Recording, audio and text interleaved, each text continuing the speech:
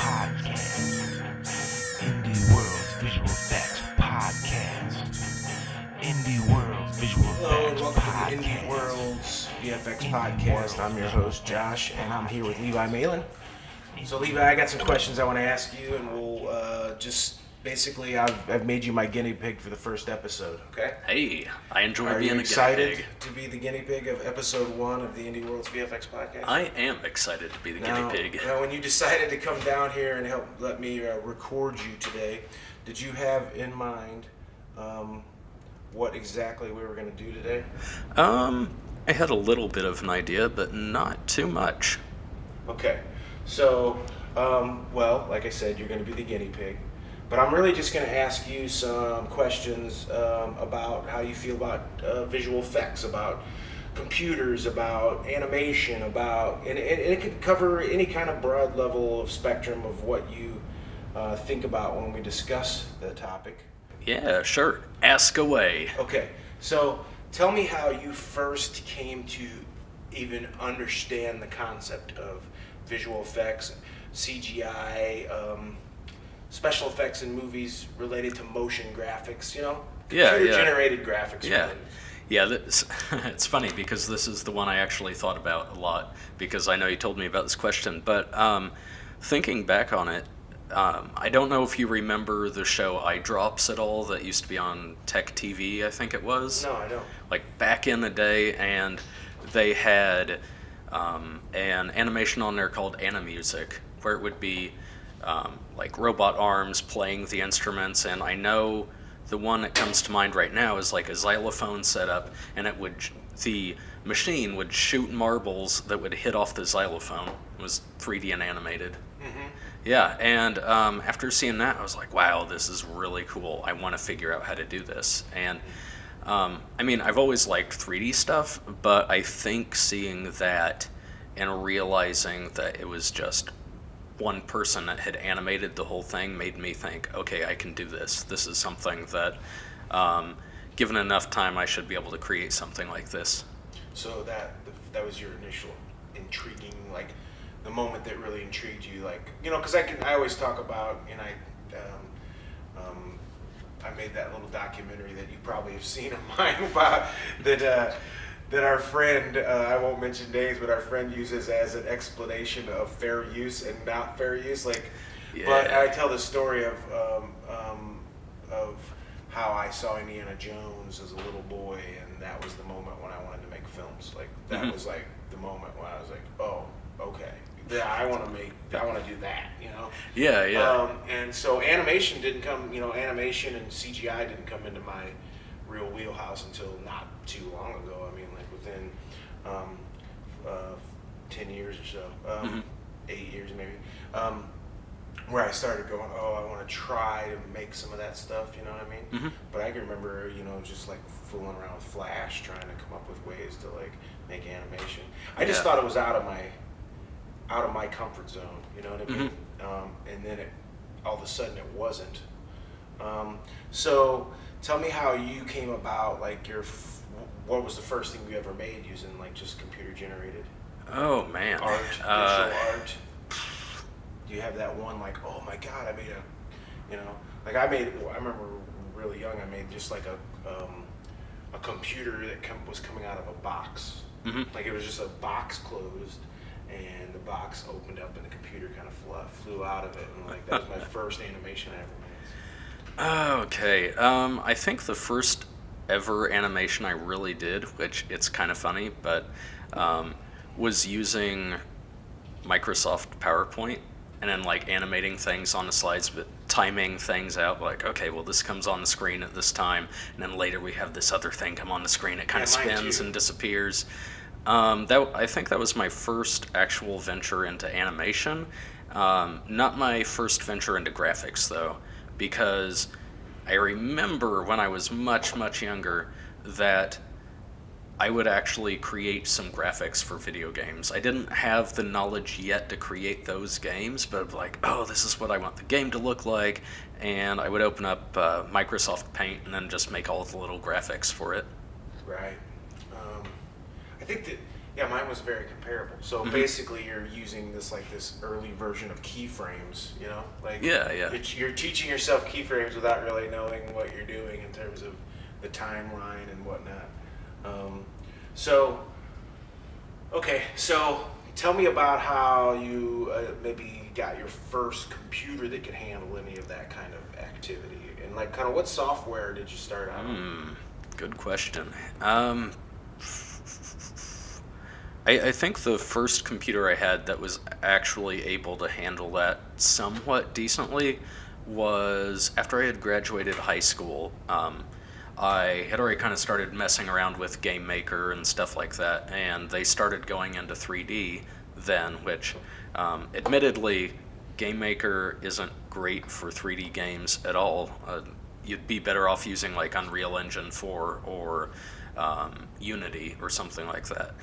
But I know like the first time I saw that they were going to support 3D graphics and where you could create 3D games, I was really excited about that. And there were certain things at my old computer before I graduated high school that it wouldn't handle. I think it was ambient occlusion, and then also some things like fog it wouldn't be able to handle. And then I got that new computer, and then I could do all of it. So how far back are we talking? Oh man, I'd say 2009, I think. 2009. Yeah. Wow, that's 10 years ago. Yeah, can you believe it? Yeah, right? Yeah. So you're talking about like Unity as your base kind of character generator software? I mean, I've kind of dabbled around in Unity. I need to get a lot more experience with it because the one thing that, I mean, this isn't for graphics, but the one thing that I really, really used a lot is Game Maker. For graphics, though, if I'm working on 2D graphics, I'm using Paint.net, and if I'm working on 3D graphics, I'm usually using Blender and something like Photoshop to create textures and bump maps and different stuff like that. That's kind of my workflow. Blender and Photoshop for textures. I find that to be one of the most difficult aspects of 3D animation in general is texturing. I mean, what do you think? I mean, there's tons of things that you can find difficult, Yeah. But in terms of just basic design, because I'm talking about photorealism. I want my stuff to look less animated and more realistic. Yeah. So a lot of what I do for that is I've been messing around with a lot of materials lately more than textures. Yeah. Where instead of worrying about, okay, well, this is what the surface is going to look like, and I have this picture for it, instead I'm kind of have been more worried about like, okay, well, on this object there's the certain part that's shiny, and I'll use this one material for it. Material feels like. Yeah. It's gonna decide whether it's kind of got a matte finish or a glossy finish, right? Is that what you're saying? Yeah. Or even something like I'll have. Let me see how to explain it. I'll have different nodes that tell. It'll be a texture or a pattern or something that goes into a node to tell the program, okay, this part of the object has to be shiny, this part has to be kind of matte or bumpy or whatever. Yeah. Okay. So since I didn't expect to get into Blender like this early, but I'm cool with it. The truth is that's how good are you at node editing? I mean, Blender that's one of the most beautiful things about it is, well, two things is the cycle render engine and compared to the old Blender engine, right? And then, the idea of the node editor and just how much flexibility it gives you in terms of basically unlimited creation, right? Yeah. And it's far more user-friendly than Blender used to be, wouldn't you say? Yeah, I would say it's a lot more user-friendly now. The one thing, though, I'm especially excited about is Blender 2.8 when they have a complete version released, because they'll have the Eevee render on there, which is kind of real-time, uses sort of like a more advanced PBR game engine for rendering things. So you can get not as good as the look that Cycles can do, but you can get really, really close to that, and everything renders in real time. So that's one thing I'm excited about. Yeah, just think how much time you spend checking your render, and then basically, well, in Cycles you're waiting for it to load enough on your computer, or if you don't have a system that can handle it, you're waiting for it to give you a good idea of where your render's at. It's giving you a good idea, but you will never know until you actually render it out at least once, to see if you're on the right path. So to have EV rendering, that would basically, it would eliminate that waiting process. Yeah, that's a good thing about that too, because I know there's some things that if I will render at a lower quality just to get an example of what it looks like, you don't really see exactly what that material or texture or whatever it is going to look like until I render it out later at more samples, of course. Like, how many samples do you use for rendering? It depends on how, well, because I'll do it in like quadrants, right? I mean, I'll do it in sections like 64, Okay. 256 if it's something I want to really go for, you know what I mean? And then, it's about time, and it's about how good you need the end product to be. What about you?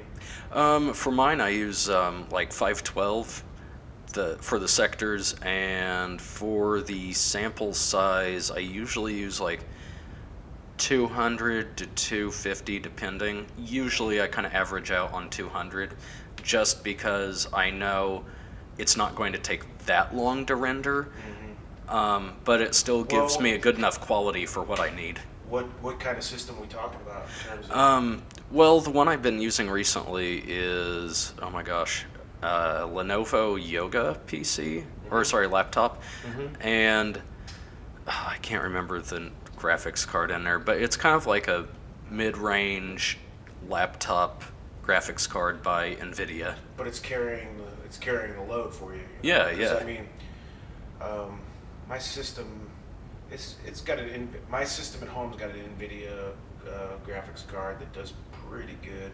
My system at work is like a lot better. Yeah. So I try to. Well, between you and me, I would love to have that machine at home, but I don't have it at home. But occasionally I'll use it to render something that I know is going to take a while at home. But yeah, so sample 64 per sector, so I can get an idea, and then I'll up it based on how much time I got and how good I need it to look. Each project. That's that's one of the interesting things for me about creating 3D elements is that you have to look at it in terms of what the eye can see, right? Yeah. So you're designing something, and if it's going to be far away from your camera, you can go pretty low-fi, you know what I mean? If it's going to fly right up next to it, but here's the funny thing, is I would recommend never doing that. And CGI, the problem with CGI in terms of what we're probably creating, as I think we still have to consider ourselves indie creators, right? And that's why I call it the Indie World VFX podcast, because it's the idea of what indie digital artists can create in comparison to professionals who have, an entire pipeline workflow, right? We're just doing it ourselves, right? So you can create really fun elements for your games or for your films, but you're not going to be able to create a Game of Thrones sequence. You know what I mean? So even though, honestly, if they put you to work on a section of Game of Thrones tomorrow, you probably could. You know what I mean? Like, Yeah. It would take you. You could probably learn it in a couple days. You know? Yeah, I wouldn't say that creating something like that is completely out of the question for one developer. It's just if you don't have the technology that they have, of course. Oh yeah, and the whole entire team that they have for their graphics department, it's going to take you a whole lot longer than that. I mean, you might be able to make something that looks as good as or better, but it's going to take a long time. Completely agree, and I mean, it's like that's in my papers and stuff, is the idea that, there's nothing that the indie artist can't create. The software is out there, and if they, and that's really the findings I'm having, is that even professionals in the business, most of them that are artists, Mm-hmm. they understand that there's absolutely zero difference between the independent and the professional in terms of what they could create. The dilemma is the time, equipment, finances, all that cause part-time CGI artists to have to accept less. Yeah. Than that thing they see in their mind, But Mhm. I think that relates to actually independent filmmakers as well, in terms of how much time do you have away from your job? Are you going to shoot your film Mhm. on the weekend, Whereas a guy who, Martin Scorsese doesn't have to worry about his, Yeah. his day job, right? Yeah, one of the things I would actually reference is, I don't know if you're familiar with the game at all, but Warframe, if you've ever played that one. Like, it's Not. created by, I don't know how big the team is, but it isn't a huge team like that they would have for a AAA title. Right. It's completely free. Of course, you're going to have to wait on crafting things and all that. But anyway, the main point is that the graphics in it are absolutely amazing. Like, it looks like any other AAA title and on any system. And really, because it's free, it's kind of more indie, really. Of course, they do have a team. It isn't like it's just one person creating the whole entire game. But I think that's a good example of showing what is capable with what we have right now, like free products. Mhm. Well, not free, free software, I would say. Yeah. Yeah, open source. Yeah, The idea yeah. that open source can create CGI artists. I mean, that is what my research is about. Mm-hmm. The idea that open source isn't just a movement that helps, for instance, low-income students get access to the internet, or let low-income students, use a version of Photoshop. It's that, that same low-income student, or even you and I, that are, let's call ourselves moderate income. We're getting by, okay? Yeah. Two guys just getting by. You can create professional level stuff. Mm-hmm. I'm making stuff that I'm really proud of at this point, that I don't think I thought I could make 5 years ago. That I was just playing around and like, oh, maybe I can do this the same way you felt when you looked at your first cartoons that were like, okay, one guy's making this, maybe I can do this. Okay, so when you look at, like, for instance, the kind of CGI that you see out there, maybe you're watching YouTube, maybe you're at a major film premiere or whatever, what catches your eye about where things are heading, or like what do you like to see? What do you think is like? Because I would say this, I go back to like Phantom Menace or early the Star Wars prequels, and we see Lucas using us as an audience for his test projects. That's what I think that those movies are. They're like CGI test projects that he knows he's going to make $1 billion off of. But for us, we're looking at him like, this is just a bad story, right? Yeah, I think it isn't necessarily anything about technology getting better or worse or whatever, or even more people having access to the technology, or not as many people having access to the technology. I think what it comes down to kind of is education and money, really, because there are certain things that they were doing in Hollywood, like Jurassic Park. There was a lot of 3D stuff in there, but you wouldn't even realize it. Of course, they had like the costumes and animatronics and stuff like that as well, but there was some CGI stuff in there that you would look at it and be like, that's not CGI. Another one that, because I'm a huge Trekkie and I love Star Trek, is Awesome. Star Trek First Contact. That the CGI in there looks incredible, and they didn't have the technology that we have now. For example, there's some films, even later than that, that even though they have more powerful computers, better technology, they don't look as good as that. But at the same time, that isn't true for every movie. For example, and for anybody that knows me, I'm beating a dead horse. Beat that horse. Okay. Get it. The new Mad Max movie, Fury Road. Oh, love that movie. Oh, it's an amazing movie. It's an amazing movie. I loved it very much. Yeah, there's so much stuff in there like I actually had to watch behind the scenes to be able to tell what was CGI and what wasn't CGI. Right. I think that's when you see the proper use of CGI. Yeah, That's when you see CGI being used correctly, because in my opinion, this is what I've learned, and as you look at our studio with the idea of, audience, listen, I work out of a studio that I have. It's not that big. Now, when I don't tell that to clients out there in the world, I'm like, welcome to the Phantom Mentor Studios, or, when I introduce myself, but the truth is that I believe that when you create CGI, you should use it as the proper tool. It's not the fix-all. Now, the example I use is the Eric Bana Hulk movie. Okay, yeah. Okay?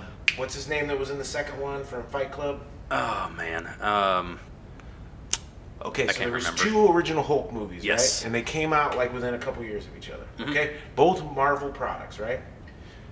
Awful CGI. Awful. And now I can remember watching the King Kong movie, the Peter Jackson King Kong movie. Awful CGI. Doesn't hold up at all. You're talking about First Contact, how it does hold up, right?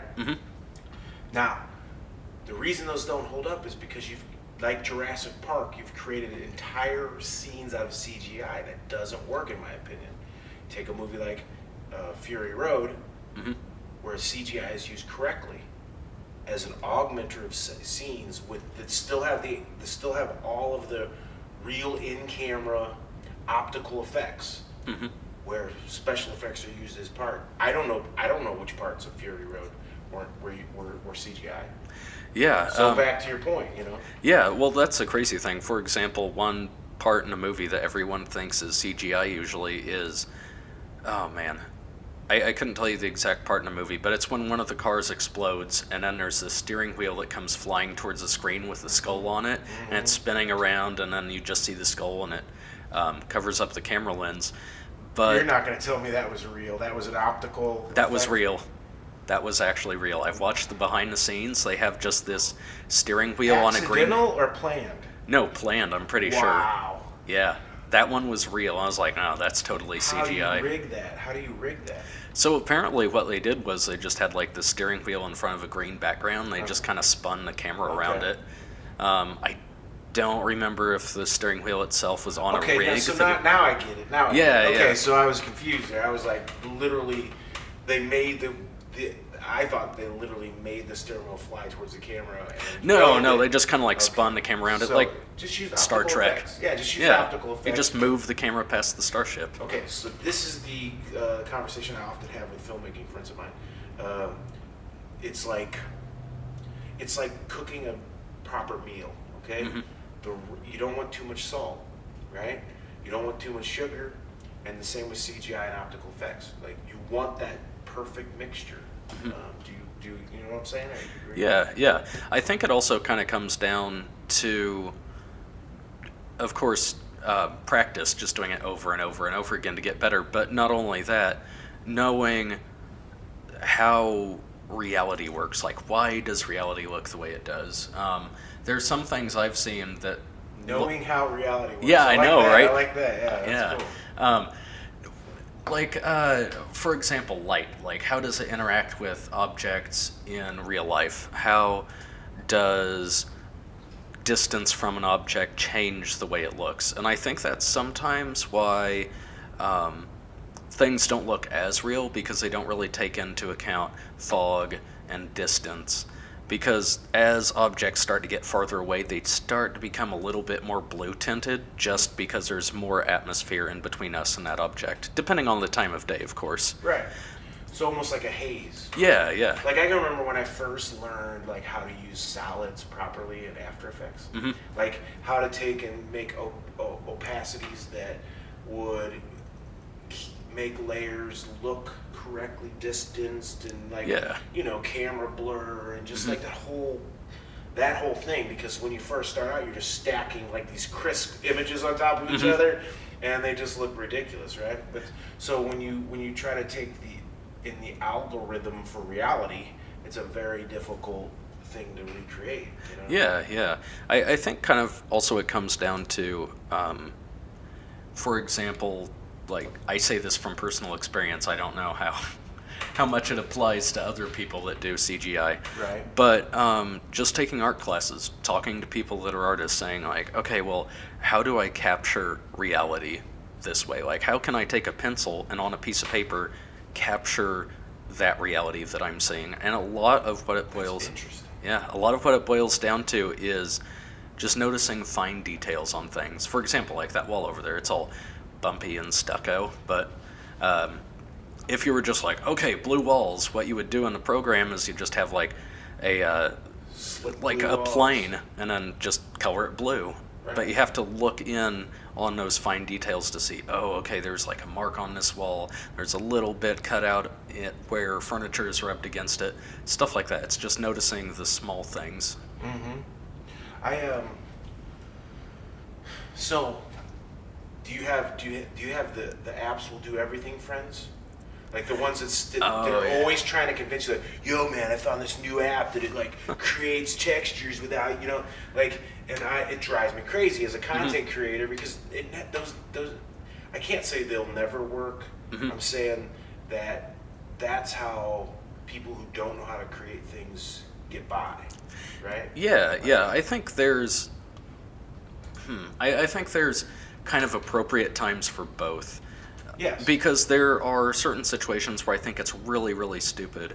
What is it? Like on the new iPhones, what they will do is you can take a picture and then AI goes in and says, oh, well, light is here, and actually look like you lit the scene yourself, which that's a very important skill to know if you're going to use a camera at all. So what do you think the results look like to you? Because I've got a marketing friend who's hired me for several jobs, right? So the entire time we're talking, he's always upscaling how important marketing is and downscaling how important content creation is. Oh, yeah. And he's always like, oh yeah, I got an app that'll do that. Oh yeah, I got, who needs a camera when you got an iPhone, you know what I mean? Like who needs a proper microphone when yeah, I got a drone, man. Like everything's about drones and, he's just like completely clueless about the importance of content creation and the importance of talent, and I dare say he lacks all levels of talent. But he's basically downplaying. He's upplaying the idea of like search engine optimization and marketing, while at the same time ripping content creators and the tools they use, while being upset that SEO people are stealing his ideas, right? At the same time, he's ripping the content creators, and he's trying to create his own content with apps. So he's basically stealing the content creator's job, and then he's mad because people are competing with him in the same market of the SEO. It's like, yeah. And he acts like marketing is like rocket science, where and then content creating is like anybody can do that. Yeah. I think it's kind of an equal mix of both. Is that you do have to know, like me personally, I'm not huge on search engine optimization or anything like that. I would probably... Huge in terms of your knowledge or huge in terms of feeling it's worthwhile? No. Huge in terms of actually being skilled enough to do it successfully. That is something that I would give that job to someone else if there was something that I wanted to sell. Right. But you can't downplay how important the content creators are. Because you think the content drives the whole thing? Yeah, the content does, but it doesn't help with shitty content. Yeah. I dare say, but yeah. That's kind of the thing though, because there's, for example, like videos on YouTube that are absolutely terrible, but then they become viral just because of the right marketing. And then also there's some things on YouTube that are absolutely amazing and it might only have a few hundred views or something. Correct. So I think it's a balance between the two that we kind of have to figure out. Yeah, and I think that that both ends should be respected. Do you know what I mean? Like, yeah. I believe that I'm a huge believer that marketing is huge. Part of selling anything. Yeah. I mean, obviously, that's how VCRs beat out Betamaxes. You know what I mean? Like, they just sold them better. You know what I mean? That's because it wasn't a better piece of technology. Content is the same way. You can create the best piece of content in the world, but if it's not marketed, nobody's going to see it, and it'll just fall by the wayside. On the other hand, if a piece of content is created that is mind-blowing, and then it's marketed, it'll take off. And you can't say that there isn't content that has been found, even in spite of its lack of, things that have went viral that are just because they're awesome. Yeah, yeah. I don't see a lot of people marketing cat videos, and yet they have millions of views across the internet. Yeah. I think, I mean, this would kind of get down to just manipulating basic human instincts, like, oh, that's cute, I want to watch more of it. And I think that companies are trying to use that, but in a wrong way. Like, they'll just throw in a cat in their video, or like in their advertising video, just because, oh, people like cats, there's a cat in this video, and they don't. Videos work. Yeah, they don't actually try to structure it in a way that it would actually benefit. They're just like, oh, cats are popular, let's stick a cat in this commercial.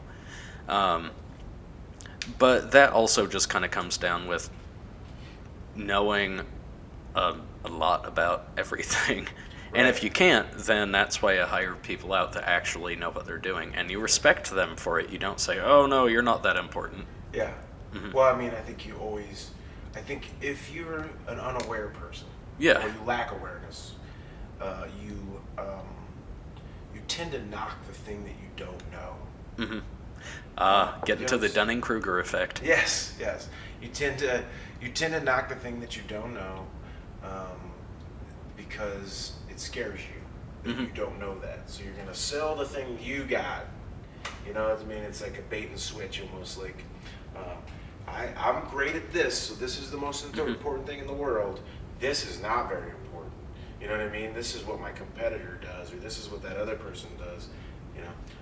So I run into that a lot in terms of content creation, marketing, and how it falls in marketing. And yeah, here's a little rant. I think it kind of has to do also with people not accepting criticism too much anymore, because it's always like, oh, if you create something and someone criticizes you on it, yes, there are people that are going to criticize you just because you've done something, and those are the people not to listen to. But then there are also people that provide criticism that's constructive, that if you listen to it, you can improve yourself. Absolutely. And it seems like a lot of it nowadays boils down to like, oh, well, they don't like it, they're just haters. But it could actually be terrible, and maybe that's why people don't like it.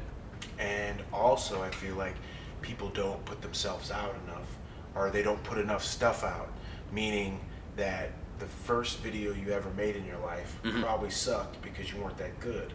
Now you could have taken that criticism and learned from it and made another video, right? Oh, yeah. Or you could stop and go, well, I guess I'm not good enough, and you go through this whole process. Once you're immune to that because you've actually developed some skills, you just start making stuff and putting it out there, and you're going to get crushed on some things because it's not that good. You're going to win on some things because it is good, but you have to just keep creating and keep putting it out there, keep creating and keep putting it out there. And let's face it, if the stuff you make is always bad, then you might need to think of doing something else.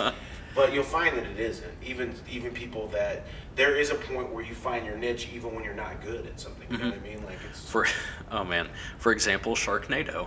It's absolutely terrible. Oh man. And I know people love it because it's so bad, but for me, like, I love bad movies, but Sharknado was so bad it was not even worth my time of watching through. For example, one of the parts that annoys me the most with it, and I know it's a bad movie, but there's one scene where this bus is driving through some water, and then they get an overhead shot into the water, and you can just see layers and layers and layers of sharks, like the water is miles deep. And then there's a bus driving through it, though. How does that work? Maybe physics doesn't matter anymore. It's a floating bus? I don't know. No, see, that's the thing. I honestly, that's a good analogy in a sense that, there are people that just don't create good shit. Do you know what I mean? Like, and that's a movie that got marketed and successfully marketed, right? Mm-hmm. Wouldn't you say Sharknado is actually a success?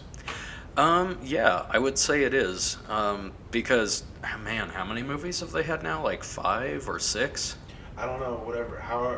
Whenever Tara Reid is available, that's when they seem. No, I'm just kidding. I don't even know who the cast. I think she was in one of them, right? Yeah, The she was original? in the original one. I don't know if she's in the later ones, though. So just imagine if you're the actress that is in the 5th one, Hmm. and so you're 5 layers below Tara Reid, like 6 degrees of separation from Tara. I don't know what the actual thing would be, but that's a bad actress, Tara Reid. I've never seen her actually do a good performance, right? Yeah, no. So who's in the 6th one? Let's look up the cast of the 6th the 6th Sharknado. If there even is one. All right, we're gonna look up all of the Sharknadoes and see who has taken the roles. You know, what is another example? So give me your I don't know, favorite movie in the last year. And it has to require. This isn't a VFX podcast, so it has to involve a lot of special effects. We don't need any, Green Book. I would say, was it the last year? Yeah. Sharknado 5, global warming. Nice. No, global swarming. Ah, Sharks puns. swarm? Apparently so. Swarming sharks. I thought they frenzied. Yeah, but frenzied or swarm. yeah. Okay. Oh, let's see. Yeah, I think my favorite one that I have seen. Guess who's in? Who? Tara Reid. Nice. Who's in 5 with Ian Ziering. I mean, you got to make money somehow. Yeah, they're living off of these Sharknado movies. Right. I think my favorite movie that I've seen recently that's actually new is Venom. You liked it? Oh, yeah. I never saw it. Really? I just thought it was like one of those tag on, make some money. Hmm. No, it was actually really good. I enjoyed it. At first, I was thinking about seeing it, and I was like, maybe I'll see it, maybe I won't. And then one of my friends went to see it, and she was like, oh man, this movie's amazing, you've got to see it. And I went to see it, and I don't regret any of it. I will watch it now because of your recommendation. Yeah, it is good. It is good. That's how I felt about Pacific Rim. We had that Yeah. conversation about Pacific Rim. While we were off the air, we had a conversation about Pacific Rim, which I basically sat down and watched that film with no expectations, expecting that I was going to turn it off very quickly after starting it, right? And I just thought it was a really fun movie. And Well, I mean, it's Guillermo del Toro, so yeah. I mean, it's got to be a good movie then. Well, he's brilliant, Mhm. but still, you're talking about. You're making me. I honestly, I think Transformers ruined it for me forever. Like mech warriors in a film are now ruined because of Transformers as that kind of structural. Yeah. That structural CGI that just made me lose my lunch while I watched it. Yeah. Yeah, actually, when I saw the first Transformers movie, honestly, I was kind of impressed by the CGI, but it could just be because I've always been a huge fan of Transformers. I'm a huge fan. And then now it's like, oh, it looks real. Yeah. I think that was the big thing for me. But no, the movies were terrible. The script was bad. It wasn't like Transformers that's at what I'm all. talking about. That's what Yeah. I'm talking about. The CGI itself was fine. It's just the direction they went with it. Yeah. You know, like- and it was there was so much advertising in that movie too. Yeah. So much advertising. That was probably Michael Bay, the first one, right? Hmm. Yeah. So, anytime you're dealing with a Michael Bay movie, just get ready for like Coca-Cola level advertising and like at least 14 minutes of cheese in a 2-hour film. Like, don't you agree though? Yeah, Everything yeah. it creates is just kind of oversaturated with kind of creepy cheese. Hmm. Um, Well, I mean, you also have to have the classic Michael Bay shot where you start low at one side of a person and you just rotate around them, and then this camera slowly rises so you can see everything in the background. Yeah. Or is it the other way where they start above and then they tilt? Let me see. They start above, tilting down, and then rotate around the person and tilt up at the same time. I don't You're gonna remember. have to show me that one because I would have to watch it again. I would know that it's a classic Michael. Well, there's several Michael Bay shots because I always think of like his early shots where there'd be like a when he was first using CGI, there'd be like a rocket way off in the distance, and he would do the fast zoom in with the camera shake and the lens flares. You know what I mean? Like, yeah. I mean, that was even before like the J.J. Abrams lens flare. Oh man. So. Yeah. Oh man. I'm gonna start talking about Star Trek. The first movie, I really enjoyed it. Of the comeback. Yeah, Star of the Treks. comeback, Yeah. of the comeback Star Treks. The first movie there, I really enjoyed it.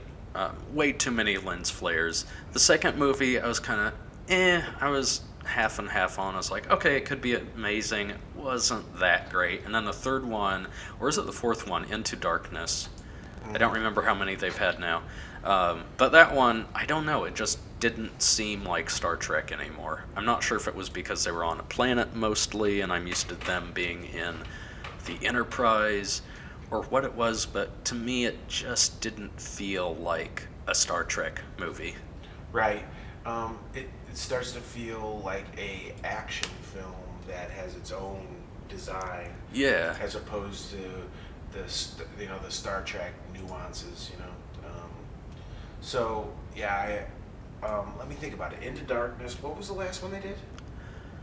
Oh man. I cannot remember. Beyond for the Star life of Trek me. Beyond. Maybe. Let me see. Let me look it up. Let me look it up real quick. If we're gonna have a Star Trek talk, we better get it right. Okay. Yeah, I know they have the new Star Trek series, Star Trek Discovery. Beyond the Darkness. Beyond the Darkness, that's what it is. That's the last one. Yeah. Maybe it was Beyond the Darkness I'm thinking of. Yeah, but anyway, didn't feel like a Star Trek movie at all. But yeah, the new Star Trek, sadly I haven't seen it, the new series. I've heard mixed things about it. I've heard like people that defend it relentlessly. You're talking about the one that's on the limited CBS? Yeah, CBS. And I wish they would have just put it on TV, even though I don't watch a whole lot of TV. But I don't feel like paying extra money that I don't have just to watch Star Trek. Well, I think they did that to control their own destiny because, it's a niche that is a very strong niche, but even Star Trek Enterprise with Scott Bakula didn't make it very long. Yeah. Did you like that series? I actually did, yeah. I loved that series. That was Right. one of my favorites. That, Next Generation and that one were, to me, two of my favorites. Yeah, I think my favorite ones are probably Next Generation, Enterprise, and Deep Space Nine. Deep Space like Nine Deep wasn't Space like Nine. quite Star Trek, but I like... You loved Voyager. Oh man, Voyager was hit and miss for me. Yeah. Like there's some For parts of everybody. it that I loved, and then there's other parts where I was like, wow, this is just dumb. Deep Space Nine was a cool concept. Yeah. And I liked Cisco a lot. Yeah, it had a unique cast that changed up the Star Trek world, but wasn't not believable as the Star Trek world. They did a really good job with that. Yeah. I think that most people forget that series, or but it was really cool. That was a cool one. Yeah, the original is great just because of the cheese. The So original, cheesy. original? So cheesy, but it's so Oh, good. Well, let's face it, it's the '60s. It's like Yeah. no one even knows what the hell any of this means. Yeah, I told a person a little younger than me that the idea that when 2001: A Space Odyssey was made, we had never been very far out into space. Yeah. The farthest we'd been out was in orbit, right?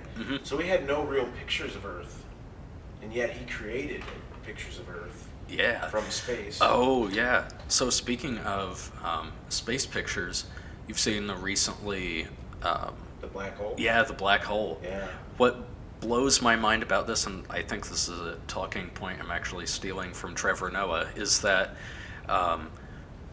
the pictures of it look so similar to what we've already seen in movies, which I think is just amazing. Like, the graphics teams can make something that even before we've actually seen a black hole looks almost exactly the same as the real thing.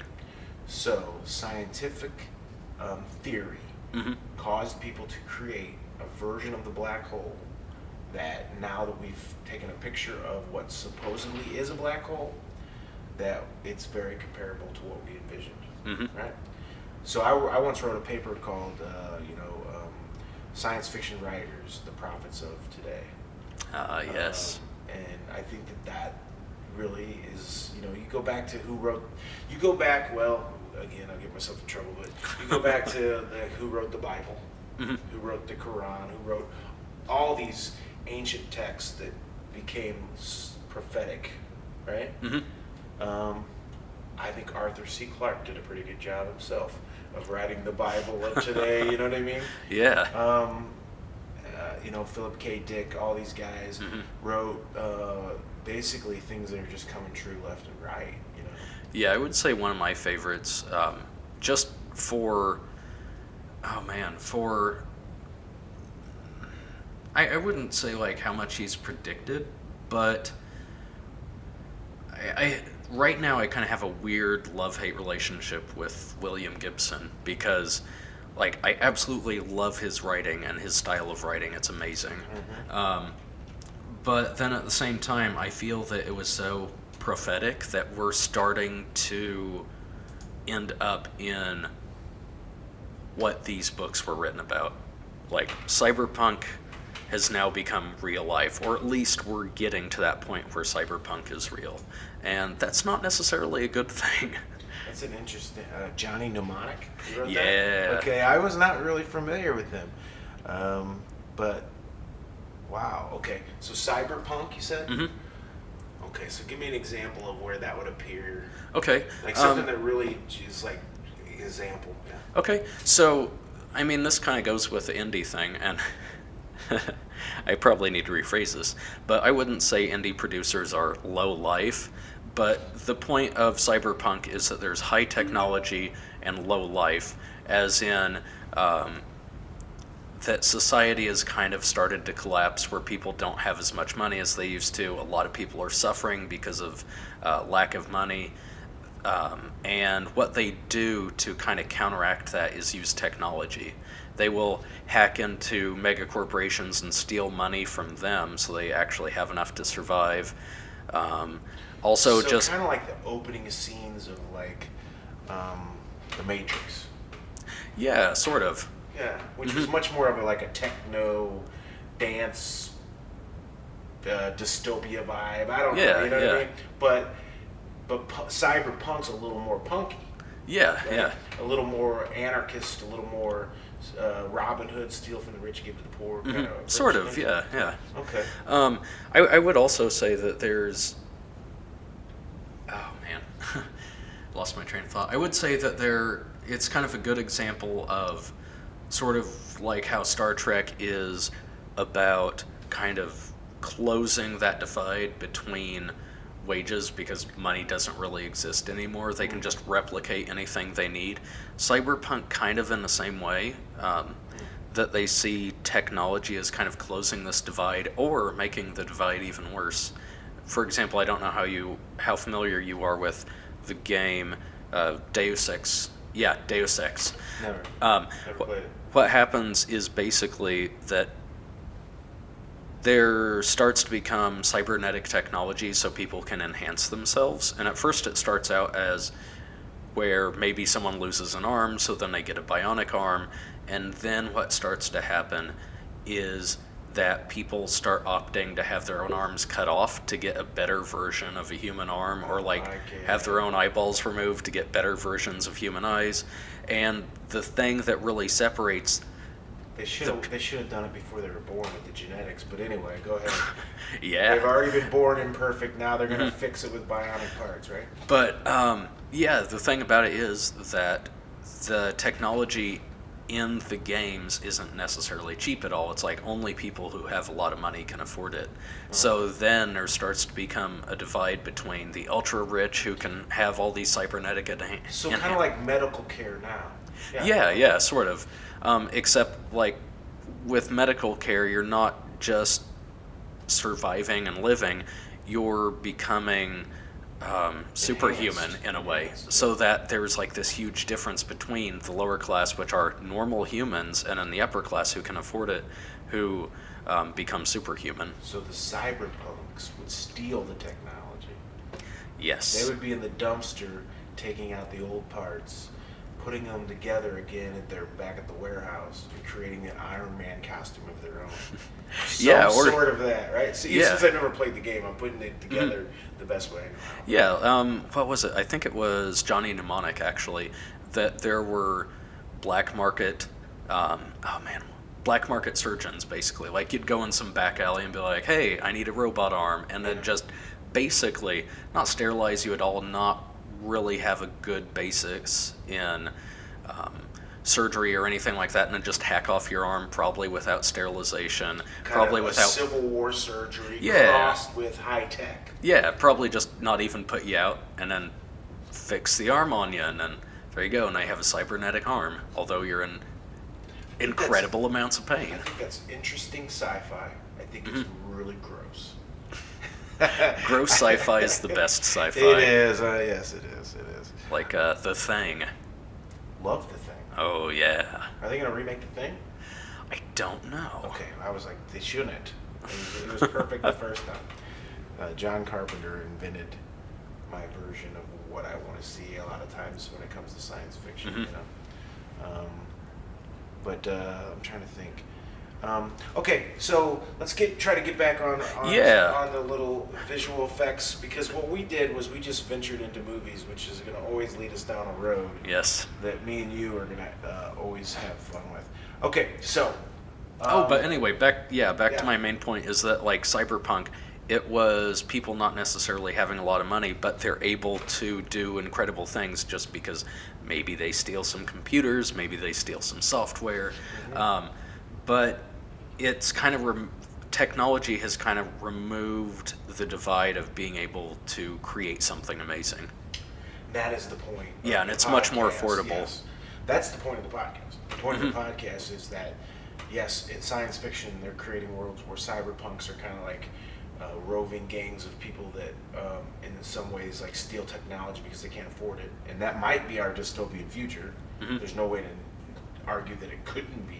You know, I mean, from Demolition Man to that kind of idea, the people that that there's going to be a class of people that just don't have anything, and so they're going to have to go out and get it. Even Ready Player One has that whole effect. Yeah, yes, we're talking about a virtual reality future, but people are living in squalor and living their life virtually, right? But this is a scenario where you're saying people are actually creating real body parts. Both futures are possible, or neither could happen, right? But it does play into the idea that, like, because the indie visual effects angle is kind of the idea that this is where the indie virtual reality starts.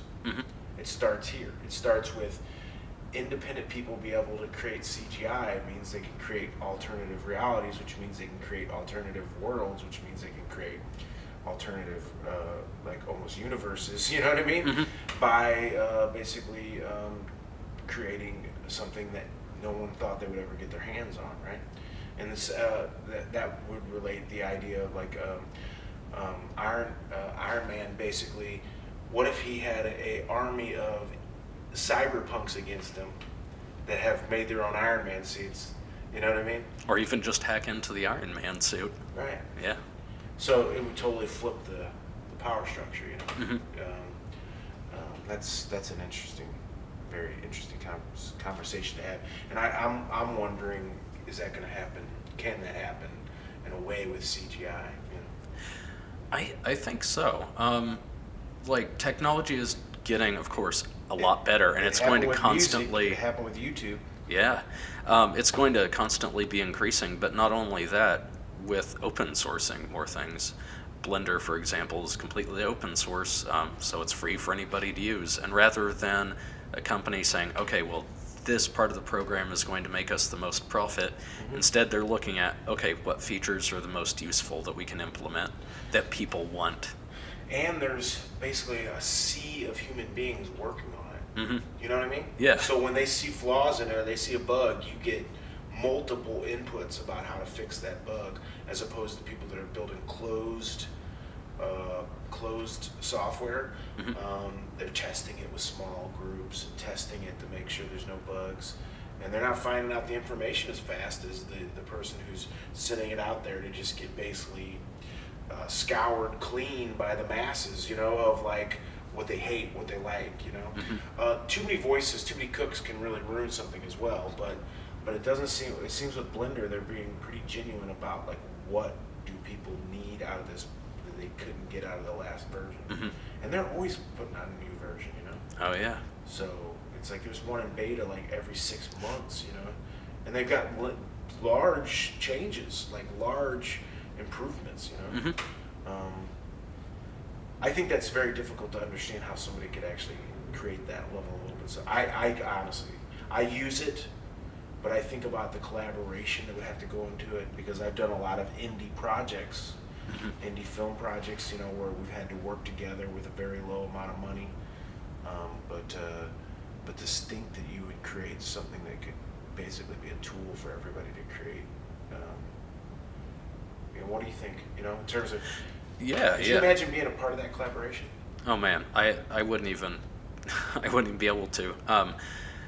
Just because of the programming language. Like, I tried to teach myself Python a long time ago and never really worked out. I'm too familiar with HTML and CSS and GML, some Java and stuff like that. I'm sure it'd be pretty easy to pick up, but my brain kind of works differently for programming stuff because I'm used to some languages that work a little bit differently.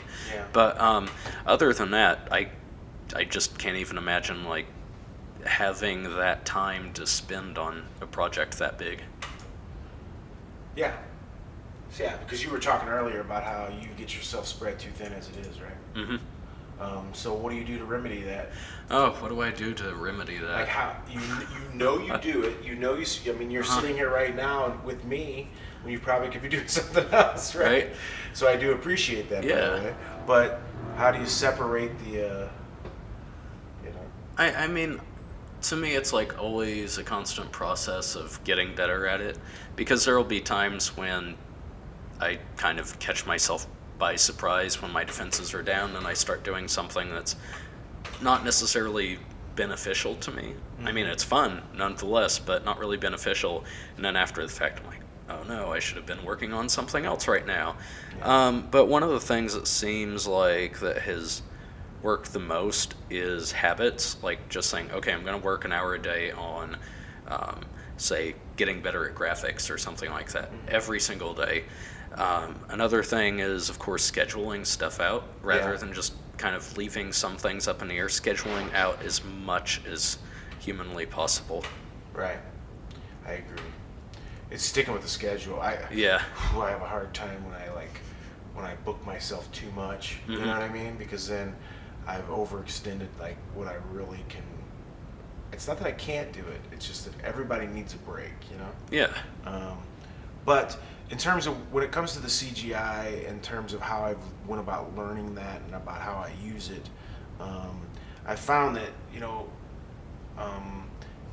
you're never going to learn it all, and you can open yourself up to as many projects as you want, but just always understand that CGI, that visual graphics, that digital art is always going to take time.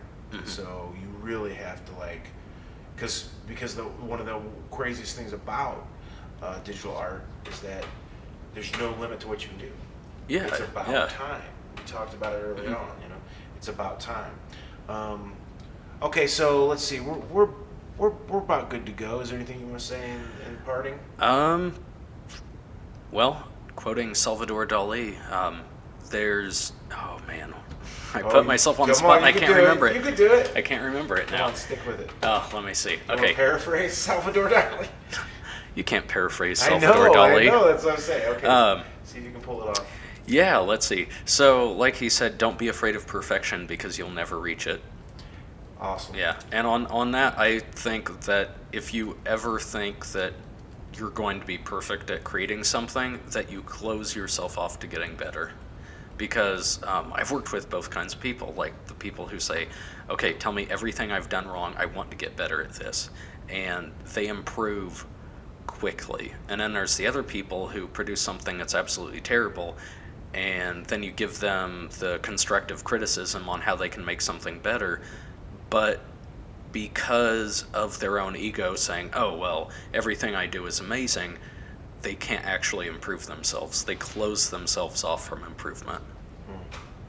I think that's a very good point. I've been both people. Have you? Yeah, I've been around both plenty of times. But I mean, have you been both? Oh, have I been both people? Unable to take criticism. I've had periods where I struggled with taking criticism. Yeah. I've had periods where I'm way open to it and ready to do whatever it takes to learn something new. Yeah, I would say I'm constantly improving on that because I've always taken criticism. I'm trying to find the right point between taking criticism too personally and then not listening to it at all. Yeah. So it's kind of a nice balance between, okay, is this good criticism? Is this bad criticism? Or is it actually applicable to what I'm doing? Does the person know what they're talking about? Well, ladies and gentlemen, that was not Salvador Dali. That was Levi Malin. I want to thank Levi for coming in today. Thank you for talking to me. Yeah, you're welcome. Podcast.